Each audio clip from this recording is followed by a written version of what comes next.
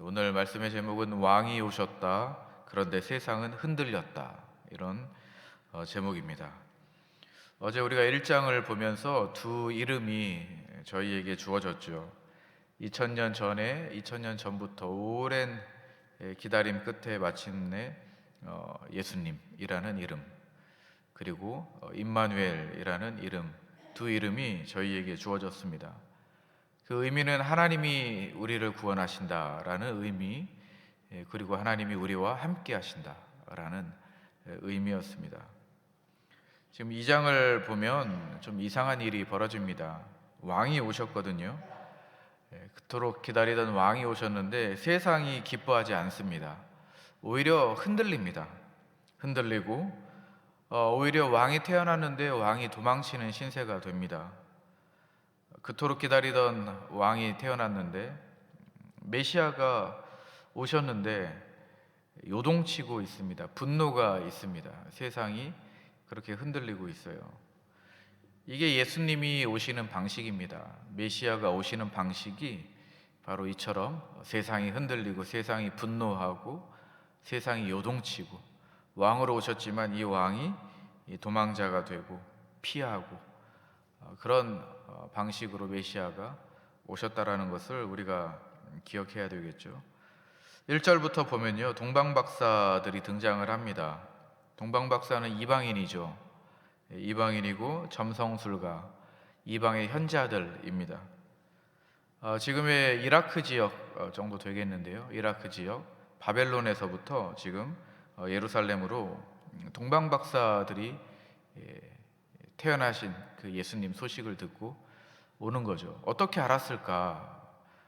아마 바벨론 포로로 갔던 그 이스라엘 백성들, 그리고 아마 귀환했지만 거기에 남아 있는 사람들을 통해서 그 예언의 소리를 조금 들었을 겁니다. 구약 예언의 그 말씀의 씨앗들이 아마 그 지역에 남아 있었을 겁니다. 그리고 별이 떴을 때에 아마 그들이 움직였을 거예요. 몇 달이 걸리는 길입니다. 한 1500km 정도 되니까 그 먼 거리를 이 이방 사람들이, 그 이방 사람들 그 마음에 심겨진 구약의 말씀, 그 예언의 말씀이 아주 작게 조금 심겨져 있었지만 그 심겨진 그 말씀을 가지고 이 먼 거리를 지금 찾아온 겁니다. 예루살렘에 도착했죠. 2절 말씀에 보니까 유대인의 왕으로 나신 이가 어디 계시냐? 우리가 동방에서 그의 별을 보고 경배하러 왔노라. 이렇게 말 한마디에 궁궐이 흔들립니다. 헤롯이 소동하고 3절에 보니까 온 예루살렘이 소동합니다. 헤롯이라는 사람은 로마의 지원을 받아서 왕이 된 사람입니다. 이두메인이고요. 유대인이 아니지만 유대인의 왕으로서 자리를 지키고 있는 사람입니다. 그러니까 얼마나 불안했겠어요. 늘 그 자리가 불안했겠죠. 헤롯이라는 사람은 아내를 죽였던 사람이고 아들을 죽였던 사람입니다. 그러니까 이방 나라에서, 이방 땅에서 진짜 왕이 나셨다라고 찾아온 사람들의 그 소식을 듣고 헤롯이 그 마음 안에는 공포가 있었을 겁니다. 자기가 지금 현재의 왕인데 진짜 왕이라고 소문이 나고 있었기 때문이죠. 그 다음 장면을 보면 헤롯은 이제 종교 지도자들을 부르죠. 지도자들을 불러서 메시아가 어디에서 태어나냐 이렇게 이야기합니다. 그리고 종교 지도자들이 이제 즉시 대답합니다. 5절 말씀인데요, 베들레헴이라고 대답하죠. 종교 지도자들이 잘 알고 있었습니다. 미가의 예언을 알고 있었어요. 지금 이제 우리 성경을 보면은 그 오른쪽 하단에 보면 미가서 이렇게 5장 2절 이렇게 써 있지 않습니까? 이 종교 지도자들이 그 예언을 잘 알고 있었습니다. 어디에서 태어날지를 알고 있었어요. 베들레헴이라고 대답을 해줬습니다. 그런데요, 그 재밌는 건 뭐냐면 이 종교 지도자들이 베들레헴에서 태어난다라는 사실을 알고 있지만 그곳에 가지 않습니다. 그 길을 가지 않아요. 6마일 정도, 그러니까 2시간 정도면 갈 수 있는 거리를 가지 않습니다. 그런데 반면에 동방박사들은 1500km를 지금 오고 있거든요. 그러니까 마태가 지금 의도적으로 두 장면을 이렇게 펼쳐 놓는 겁니다. 종교 지도자들은 잘 알고 있어요. 베들레헴에서 태어날 것이라는 것을 알고 있었고 즉답하지 않았습니까? 헤롯에게 즉답을 한 상황인데 움직이지 않는 겁니다. 그런데요, 이방인이었던 이 동방 박사들, 그 먼 거리에 있었던 이 사람들은 아마 유대인들로부터, 이스라엘 백성들로부터 예언의 소리를 조금 들어왔을 거예요. 그 마음밭에 조금 그 말씀이 심겨졌을 겁니다. 아직 확신이 없는 거예요. 그런데 별을 보고 이 먼 거리를 움직였던 겁니다.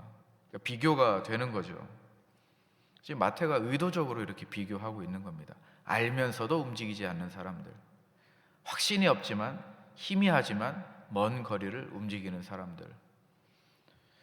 헤롯은 동방 박사들을 부릅니다. 8절 말씀해 보니까요, 찾거든 내게 알려달라, 나도 경배하러 가겠다라고 이야기하는데요, 이거 거짓말이죠. 죽이려고 하는 겁니다. 그래서 그 정보를 캐내려고 하는 거죠.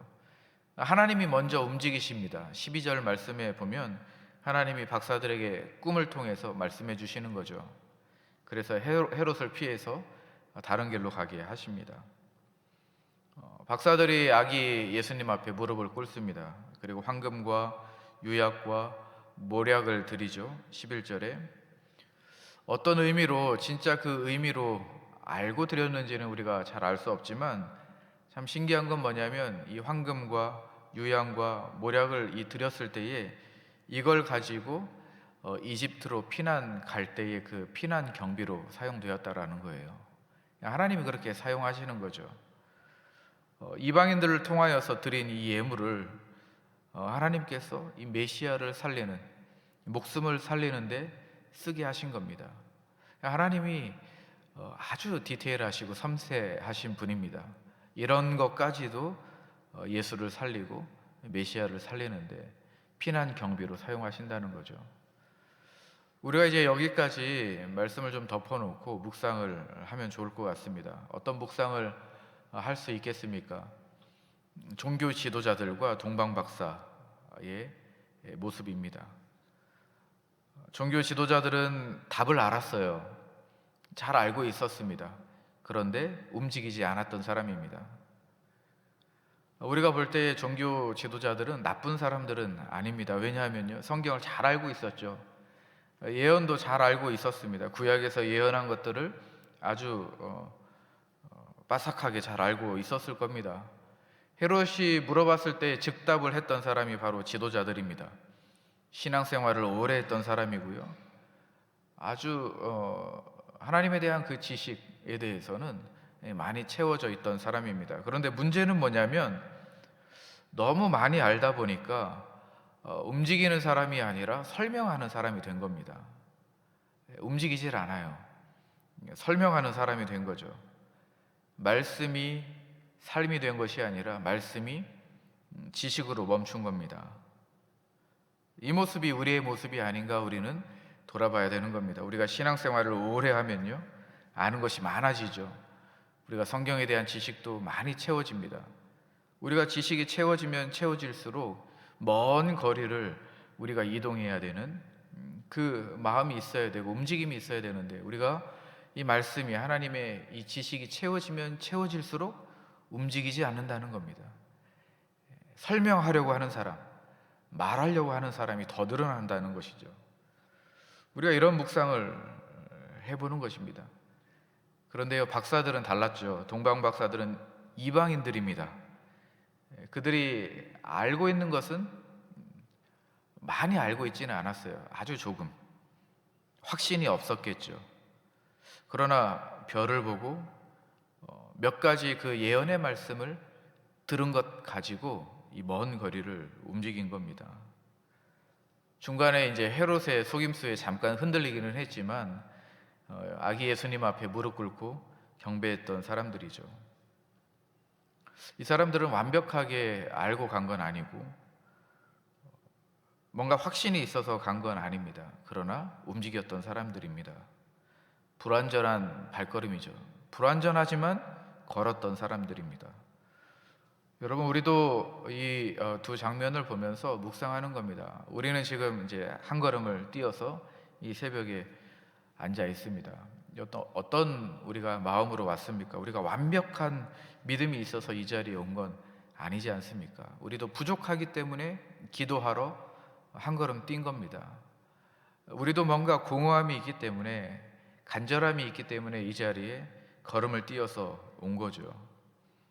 그러나 이 자리가 너무 중요합니다. 이 다음에 우리가 또 한 걸음을 뛰는 게 중요하죠. 하나님의 말씀을 듣고 이 말씀을 들었으면 우리가 설명하는 사람이 되는 것이 아니라, 이 지식이 채워지면 우리가 앉아 있는 사람이 되는 것이 아니라, 이 지식이 채워지고 하나님에 대한 은혜를 우리가 기도하는 가운데 하나님이 부어주셨다면 우리는 이제 움직이는 사람이 되어야 되는 것입니다. 확신이 없어도, 아주 흐릿해도, 그 거리가 아주 멀어도 우리는 움직이는 사람이 되어야 하는 것입니다. 우리가 이렇게 말씀을 묵상할 수 있습니다. 자, 이제 다음 장면으로 넘어가면요, 13절 말씀에 보니까 박사들이 돌아가고 밤중에 천사가 요셉에게 나타납니다. 나타나서 이렇게 이야기하죠. 헤롯이 아기를 찾아 죽이려 하니 일어나 아기와 그의 어머니를 데리고 애굽으로 피하라. 그리고 이제 요셉은 밤에 즉시 일어나서 길을 떠납니다. 하나님의 아들이, 예수님이 난민이 되는 겁니다. 밤에 도망쳐야 합니다. 고향을 잃어버리고 낯선 땅에서 살아야 하는 그런 신세가 되는 거예요. 왕이신데, 하나님의 아들이신데, 예수님인데 세상에서 가장 낮고 비천한 자리로 가시는 겁니다. 마태가 여기서 또 말합니다. 마태가 호세아 예언이 성취되었다 이야기하는 거죠. 우리가 성경을 보면 15절 말씀에도 그렇게 나와 있잖아요. 오른쪽에 보면 호세아 11장 1절이 이렇게 써 있습니다. 마태가 호세아의 예언이 성취되었다. 여러분, 호세아 11장 1절이 어떤 말씀입니까? 내가 애굽에서 내 아들을 불러냈다, 그 말씀이거든요. 그 내 아들이라는 것은 이스라엘입니다. 이스라엘, 내 아들 이스라엘을 애굽에서, 이집트에서 불러냈다라는 거예요. 그런데 지금 하나님의 아들이신 예수님은 그곳으로 가는 겁니다. 이상하죠? 이스라엘 백성들을 불러냈는데 예수님은 그곳으로 다시 가는 겁니다. 마태가 지금 이야기하는 것은 무엇이냐면요, 예수님은 단순하게 이스라엘의 왕이 아니라 이스라엘의 그 전체의 이야기를 자기 몸 안에 담으신 분이라는 겁니다. 그러니까 이스라엘이 어떤 길을 걸었죠? 고난의 길, 실패의 길, 기다림의 길, 광야의 길, 이스라엘 백성들이 그러한 길을 걸었습니다. 그런데 실패했어요. 하나님의 아들로서 실패했습니다. 하나님을 배반하고 우상 숭배를 하고 하나님의 아들로서는 실패한 자리에 머물렀습니다. 그 길로, 그 자리로 예수님이 가는 거예요. 실패한 그 자리, 애굽 땅에 있었던 그 자리, 광야에 있었던 그 예수님이 그 자리로 가시는 겁니다. 오랜 시간 동안 기다렸던 그 자리로, 예수님이 그 자리로 가시는 거예요. 우리가 이제 결론을 알지만 이스라엘은 그 자리에서 실패했지만 예수님은 그 자리에서 성공하셨죠. 무엇을 이야기하냐면 이스라엘의, 참 이스라엘의 왕이신 분이 바로 예수님이시다라는 겁니다. 하나님의 아들인 이스라엘, 그러나 하나님의 참 아들인 분은 예수님이시다. 예수님은 이스라엘이 살았던 그 모든 여정 가운데 태어나시면서 바로 그 길로 들어가신다라는 것을 지금 보여주는 겁니다. 자, 그 다음 이제 장면을 보면요, 헤롯이 박사들에게 속은 것을 알게 되죠. 분노가 있었습니다. 그래서 이제 어떻게 명령하냐면 베들레헴에 2살 이하 아이들 다 죽이라고 이야기하죠. 16절의 말씀에 보면요, 베들레헴은 아주 작은 마을입니다. 그러니까 아이들이 한 10명에서 30명 정도 아이들이 다 죽는 거예요. 마을 전체가 다 우는 겁니다. 슬퍼하고 우는 거죠. 어머니들은 이제 자식을 잃은 그 슬픔이 있어서 우는 겁니다. 마태가 여기에서 또 구약의 말씀을 인용을 합니다. 예레미야 31장 15절 말씀이죠. 우리 18절 말씀에도 성경에 그렇게 나와 있죠. 에레미야 31장 15절 말씀. 에레미야 31장을 보면 라헬의 울음이 나옵니다. 라헬의 슬픔과 울음이죠. 바벨론 포로로 끌려갔을 때의 그 슬픔을 에레미야 31장 15절에 표현을 합니다. 또다시 역사가 반복되고 있어요. 폭력이 있고 죽음이 있고 그 안에 슬픔이 있고 울음이 있습니다. 구약에서 이스라엘 백성들이 포로로 끌려갔을 때의 그 아픔이 지금 베들레헴에서 그대로 재현되고 있는 겁니다. 그런데요, 마태가 왜 에레미야 31장 이 15절 말씀을 가지고 왔냐면, 여러분 이 슬픔 다음에 보면은 에레미야 31장 31절 말씀에 새 언약이 주어집니다. 새 언약. 그 아픔과 슬픔과 이스라엘이 바벨론으로 끌려갔을 때의 그 비참함 다음에 그 하나님께서 주신 말씀이 뭐냐면 새 언약. 끝나지 않았다. 슬픔이 끝나지 않는다. 슬픔이 슬픔으로 끝나지 않는다라는 새 언약을 예레미야 31장 31절에서 주어지는데요. 마태가 이야기하는 것도 바로 그겁니다. 하나님이 마태를 통해서 우리에게 주시는 말씀이 바로 그거예요. 그 슬픔이 슬픔으로 끝나지 않는다. 베들레헴에서 그 학살당하고 아이들이 죽어가는 그 죽음이 죽음으로 끝나는 것이 아니라 그 어두움 뒤에 새 언약의 주인공인 예수님이 새로운 이야기를 시작해 갈 거다라는 것을 지금 이야기하고 있는 겁니다. 헤롯이 드디어 죽습니다. 헤롯이 죽고 요셉의 가족이 다시 복귀를 하죠. 그런데 헤롯의 아들이 여전히 그 지역을 다스리고 있습니다. 그때에 다시 천사들이 꿈을 통해서 지시해 줌으로 인해서 이 나사렛이라는 동네로 가게 됩니다. 나사렛은 변두리 동네입니다. 변두리, 시골 중에 시골이죠. 그래서 속담이 있었지 않았습니까? 속담이 나사렛에서 무슨 선한 일이 일어나겠느냐라는 속담이 있을 정도로 거기는 아주 변두리, 사람들이 보지도 않는 그런 곳입니다. 예수님의 여정입니다. 예수님이 태어나시고 걸었던 여정, 세상이 흔들리고 예루살렘이 요동치고 거기에 왕으로 있었던 헤롯의 분노가 있고 죽이라고 명령하고 학살이 있고 이집트로 피난 가고 난민이 되고 다시 돌아왔는데 여전히 피하는 신세, 나사렛이라는 아주 변두리로 가서 살아가야 되는 예수님의 이 여정, 그 가족의 여정을 지금 이야기하고 있습니다.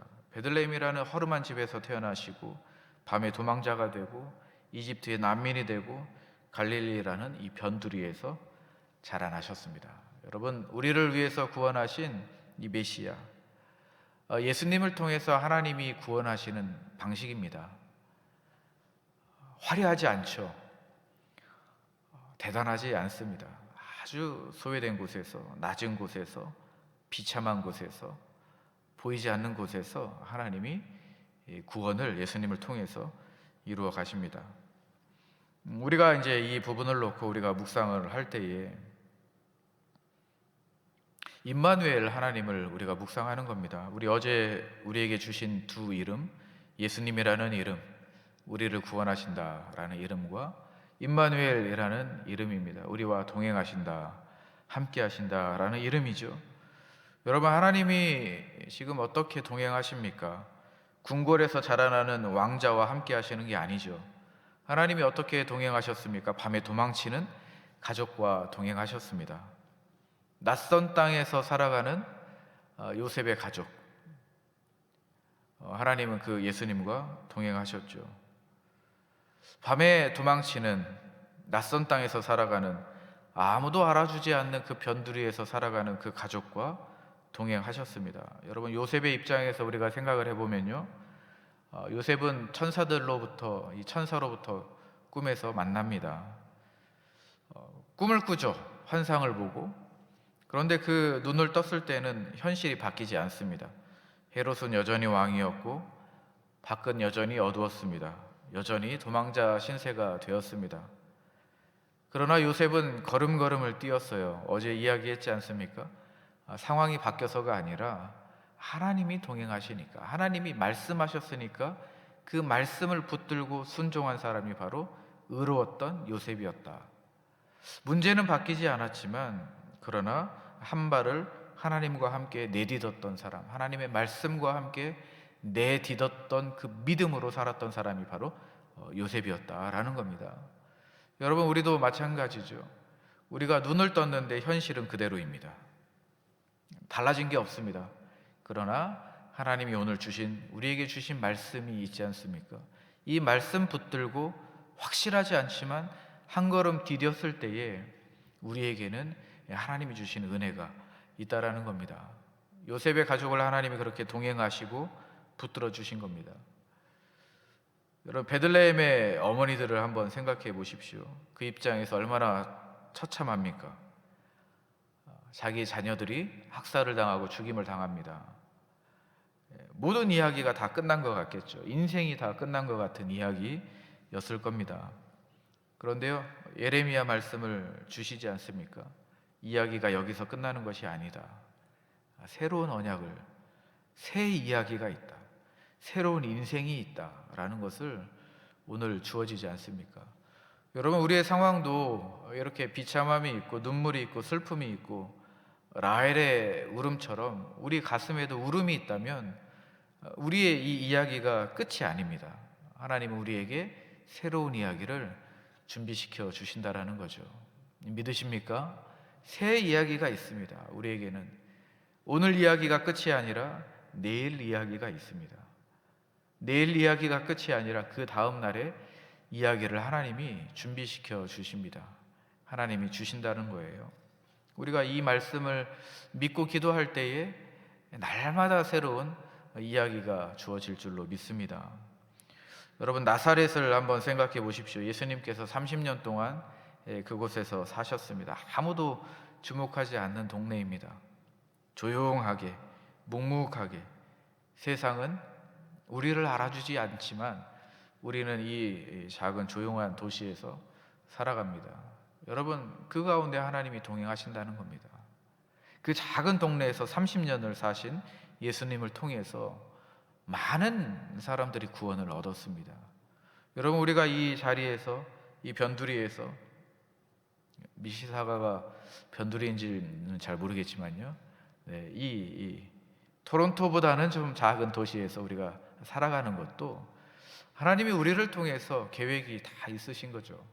우리를 통해서 어떤 이야기를 하나님이 펼쳐 가실지를 우리가 기대하면서 기도할 때에 여러분, 그 기도가 현실로 될 줄로 믿습니다. 하나님의 말씀은 그렇게 이루어지는 겁니다. 말씀을 우리가 마무리하면서요, 2장 전체를 우리가 조금 더 거시적으로 한번 보면요, 지금 마태는 구약을 계속해서 인용을 합니다. 미가서도 인용을 했고 호세아서 11장 1절 말씀도 인용을 했고 예레미야 31장 15절하고 31절 말씀도 인용을 했습니다. 그리고 이사야 말씀도 인용을 했죠. 우리 뒷부분 제가 다루지 않았지만 이사야 말씀도 이새의 싹에서 나온다라는 그 뒷부분의 이야기가 있습니다. 마태가 지금 구약을 참 많이 인용을 했습니다. 왜 인용했을까요? 우연이 아니라는 겁니다. 우연이 아니다. 하나님은 오래전부터 이 모든 이야기를 다 준비하셨다라는 것을 말하고 싶은 겁니다. 그냥 뚝딱 생겨난 것이 아니라 이미 오래전부터 선지자들을 통해서, 예언자들을 통해서 하나님이 말씀하신 그 이야기가 지금 이렇게 성취되고 있다. 이렇게 우리에게 펼쳐지고 있다. 우리 앞으로 우리의 이야기 가운데 펼쳐질 것이다 라는 것을 지금 우리에게 이야기하고 있는 겁니다. 여러분, 우연은 없습니다. 하나님이 다 준비시켜 주시고 그 이야기가 하나하나 이루어져 가는 것이죠. 헤롯의 폭력 가운데 있었지만, 이집트로 떠나가는 그 난민의 상황 가운데 있었지만, 베들레헴에서 흘렸던 눈물도 있었지만, 나사렛에서 살았던 그 변두리의 삶도 있었지만, 이 모든 것이 다 하나님 손에 있었다. 하나님의 계획 안에 있었다. 하나님의 섭리 안에 있었다라는 것입니다. 이 모든 이야기는 주인 되시는 하나님 손 안에서 이루어져 가고 있는 것이다 라는 것을 이 2장을 통해서 우리에게 주시는 겁니다. 여러분 믿으십니까? 우리 오늘 이야기도 하나님의 손 안에 있습니다. 하나님이 오랫동안 준비하신 하나님의 계획 가운데 오늘이 주어진 겁니다. 우리가 이 시간에 기도하면 좋을 것 같아요. 기도할 때요, 하나님, 우리가 흔들리는 때가 있습니다. 우리의 삶에서도 흔들리는 때가 있습니다. 계획대로 되지 않고 이해할 수 없는 일들이 일어나기도 하고 어둡게 느껴지는 시간들이 있습니다. 그러나 하나님 확실하게 믿고 기도합니다. 하나님의 손 안에 있는 줄로 믿습니다. 하나님이 오래전부터 오늘을 준비하신 줄로 믿습니다. 여러분, 이 믿음 갖고 오늘 기도하시기를 주님의 이름으로 축복드립니다. 여러분, 말씀대로 우리 예수님께서 왕으로 오셨습니다. 그런데 어떤 모습으로 오셨습니까? 가장 낮은 모습으로, 가장 낮은 모습으로, 가장 비참한 모습으로, 그 모습으로 주님이 오셨고, 왕이시지만 그 모습으로 이스라엘 백성들이 살았던 그 모습, 그 모든 모습을 우리 주님께서 다 담아내셨습니다. 그렇다면 우리가 있는 이 자리에 주님이 오신다는 것은요, 우리의 이 모든 상황을 주님이 다 담아내시겠다는 겁니다. 그렇게 동행하시겠다는 겁니다. 우리 주님이 그렇게 우리와 함께 하신다라는 거죠. 우리가 우리 이야기가 끝나지 않았음을 믿는 거죠. 하나님, 오늘 우리의 이야기가 끝나는 것이 아니라 우리 주님으로부터 새로운 이야기가 펼쳐질 줄로 믿습니다. 우리가 그 믿음 가지고 또 기도하는 겁니다. 우리 세 번째로 어떻게 기도합니까? 여러분, 별을 따라서 온 동방박사들, 이방인들, 그 이방인들이 주님 앞에 무릎을 꿇었습니다. 이 구원이라는 것은 처음부터 온 세상을 향한 것입니다. 마태복음 28장 19절 말씀에 모든 민족을 제자로 삼아라. 모든 민족, 이방인 다 포함입니다.